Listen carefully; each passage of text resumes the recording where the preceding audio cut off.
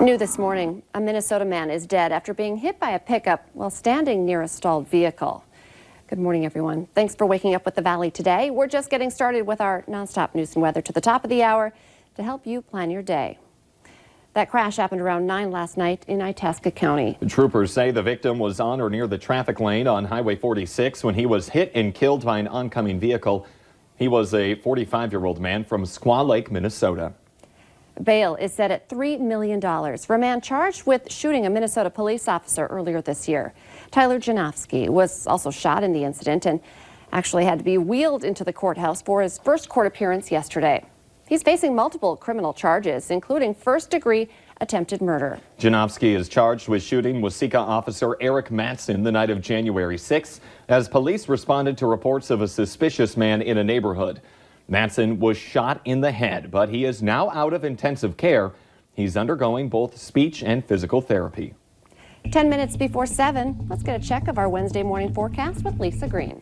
Good morning. We are looking at some frost on some of the windshields that you might encounter this morning as you're stepping outside. And if you park outside, you might want to give yourself just a couple extra minutes. It's not that thick kind of frost or the icing that we had last week, but still it's out there in some areas that you'll want to make sure you're ready for this morning. With clear skies and temperatures that were quite cold yesterday, we saw that south wind kick in and that helped to warm us up and keep our temperatures generally higher through the nighttime hours last night. Still cold out there, but not as frigid as we were yesterday. We're at 4 degrees right now in Fargo, 1 in Hallock. That's the cold spot. Over in Jamestown, we're at 20 in contrast, and so is Sisseton. So kind of a range of numbers, but all of us above 0 at this point. Wind coming in out of the south. We have wind speeds in the teens and 1 gust down in Oaks to 22. We'll see more of that as we progress through the day, and that strong south wind will help to, again, usher in that milder air.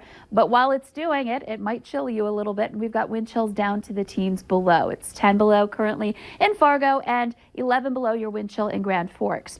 Radar satellite map looking quiet. We're looking at conditions that are nice and clear, good visibility. And as we work our way through the day today, expect lots of sunshine, a bright blue sky day, and temperatures that are rising into that 20-degree range by the afternoon. So noon, we're looking at those 20s, but notice all those wind arrows indicating some gusts getting above 20 miles per hour. So it's going to be a little breezy. It may feel colder to you out there, especially if you're in open areas and in the wind there. So looking at temperatures this afternoon, again, reaching those 20s, so milder. But as we head into tonight, we've got some changes on the way. We're going to watch as clouds start to fill in into the late night hours. Overnight, we see some spotty areas of snow start to develop and move in. So around this time tomorrow, some of us may be dealing with perhaps a little coating of snow on the ground or maybe some snow falling as you're driving into work and school. Looking at your 7-day planner, that chance for some snow continues through the day on Thursday, especially as that moves eastward into Minnesota. We'll see perhaps a coating of snow, maybe up to an inch in spots.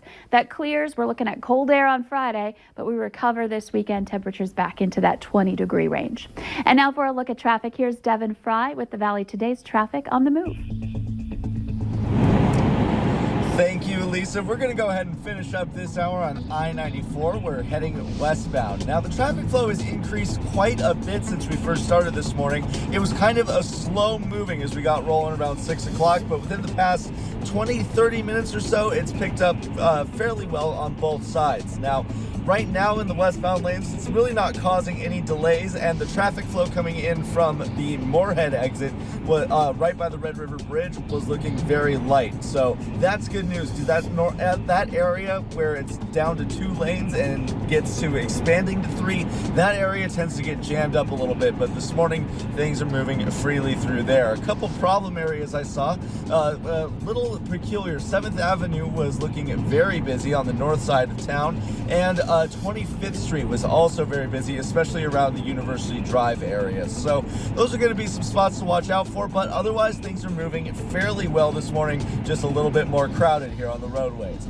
We're going to keep checking out the roadways in the next hour on the Fargo CW, but for right now, for your traffic on the move, I'm Devin Fry. A Minnesota police officer is accused of sexually touching female students while hugging them. 40-year-old Adam Pelton is charged with 7 counts of criminal sexual conduct in connection with alleged incidents at Cottage Grove High School, where he was a school resource officer. Pelton is suspected of initiating hugs with 7 different female students and touching their backsides over their clothing. He denies any inappropriate touching. Catholic Church leaders in Rome are authorizing more investigation into Crookston Diocese Bishop Michael Heppner. He's accused of interfering with investigations into clerical sexual misconduct with children. It's the first known probe of its kind under a new Vatican protocol designed to hold the Catholic hierarchy accountable for failing to protect their flocks. The investigation into Heppner started in September. He's referring all questions back to the Archdiocese of St. Paul in Minneapolis. A Minnesota woman was sentenced to 5 years probation after nearly killing her special needs daughter. Karen Ganetta of Bemidji was credited with time served, but would serve up to 18 months in prison if she violates her probation. Police found Ganetta's adult daughter malnourished and severely dehydrated last October, and Ganetta later pleaded guilty to child abuse. She's also prohibited from having any contact with the victim. Some shoppers are worried about their safety at West Acres Mall after a brawl involving teenagers. Part of it was caught on camera. A witness says the incident you're looking at right now lasted about 5 to 10 minutes. The teens were grabbing chairs and throwing them at each other inside the food court. West Acres Mall management confirms that within the last 2 weeks, there have been at least 2 fights inside the mall, and the people involved are now banned from the property. A spokesman for Macy's at West Acres is saying the Fargo store is not among the ones that will close over the next 3 years. The company announced yesterday that it's shutting down 125 stores and cutting about 2,000 corporate jobs.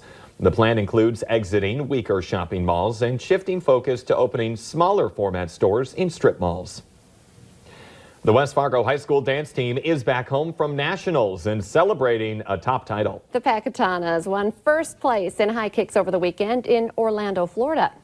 You can watch the champions perform at the West Fargo Dance Show. That's happening this Saturday afternoon at 1 at the West Fargo High School. Of course, you can't go wrong with flowers and chocolates on Valentine's Day, but we're thinking outside of that chocolate box this year. In the Valley, today's Abby Furchner joins us live in studio this morning with more. Good morning, Abby. What are we talking about? Good morning, Jordan and Lisa. We're talking about getting facials done. And I got one done at Hair Success, and it's definitely going to be at the top of my list from now on for Valentine's Day gifts.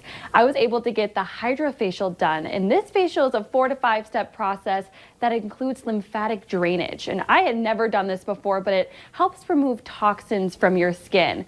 And then we went into the actual facial where they had different serums and a peel that helps firm and get that moisture back in the skin. I know this time of year, myself included, a lot of us experience that dry skin. So I was super excited for that part. But after the serums, we did some extractions and then LED therapy. And then once again, I had never done that before, but it really helped reduce that redness of my skin after the extractions. And then finally, and I think this is everyone's favorite part during a facial, it's the massage. And they use like organic apricot oil and organic coconut moisturizer. It was absolutely amazing. And then also too, during the massage, what I thought was really cool is I got to look at, it's kind of gross, honestly, it was kind of gross, but I got to look at all the toxins that were pulled from my skin during that lymphatic drainage. And it made me want to get another one because I was like, oh my goodness, we need to do this a lot more frequently. But this facial is for all ages and for all skin types. My esthetician, Jane, who did my facial, said those with acne-prone skin and rosacea can really benefit from this type of facial. But also, I'm still feeling the results of that facial. I feel like my skin is so moisturized and it's definitely firmed up. And she even had me like touch my face during the facial. And I was like, wow, I'm not even done and I can feel the difference. So it was a lot of fun. You're definitely glowing. Yeah. I thought you were glowing just because you're so happy about Valentine's Day coming up. Yeah, now I see why. Get some of that stuff. And that really would be a great gift. If you don't know what, you can't go wrong with an experience like that. Exactly. If you want more information about the different facial and massage options, just head to our website, valleynewslive.com. They sniff out drugs and track missing people, but Fargo PD's newest canine will be the area's first explosives detection police dog. Meet Finn, a 1-year-old Belgian Malinois. He was purchased through a partnership with the Fargo Dome. And now let's get the answer to our question of the morning on Facebook. That question, 55% of women have never tasted this. Oh, I'm sorry, ladies. Champagne? Not even in a mimosa? Or maybe you didn't realize that's what was in there. Remember, you can play along every weekday morning by heading to our Valley News Live Facebook page.